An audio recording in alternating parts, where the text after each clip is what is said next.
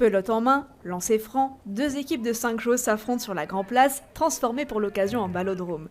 C'est la deuxième année que des équipes féminines participent au Grand Prix de la ville de Bruxelles de balle-pelote. Avoir 5 équipes, c'est déjà très bien. Maintenant, on espère que ça va s'agrandir au fur et à mesure et qu'on va arriver à un peu plus d'équipes sur le championnat. Ce serait sympa. Et puis faire des avant-premières de certains gros tournois et autres, tout ça va aider les femmes à s'inscrire dans ce genre de sport. 2 joueuses de chacune des 5 équipes du championnat belge ont été sélectionnées pour disputer ce tournoi et elles ont du soutien. On essaye que ça se propage plus loin parce qu'il y a 3 nouvelles équipes normalement qui vont arriver l'année prochaine en plus, donc je pense qu'on va bien pouvoir s'amuser. Il y a un côté aussi où on a envie de bousculer un petit peu les choses et de dire ok, ça a toujours été des mecs, mais non, les gars, les femmes sont là aussi et on est là pour montrer que ce sport avec les filles peut être génial aussi. Issue de la famille des jeux de paume, la balle-pelote était le sport national belge au siècle dernier. À Bruxelles, plusieurs centaines d'équipes ont disparu. La ville comptait alors près de 220 ballodromes.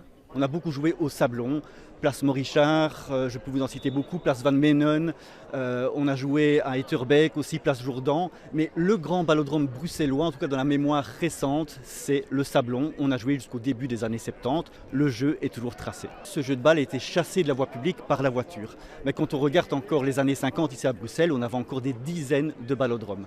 Entre la porte de Halle et finalement Kuregem, il y avait des jeux de balle partout. Toute place bruxelloise était un jeu de balle. Aujourd'hui reconnu comme patrimoine immatériel de la Fédération Wallonie-Bruxelles, ce sport pourrait entrer en 2027 sur la liste du patrimoine mondial de l'UNESCO.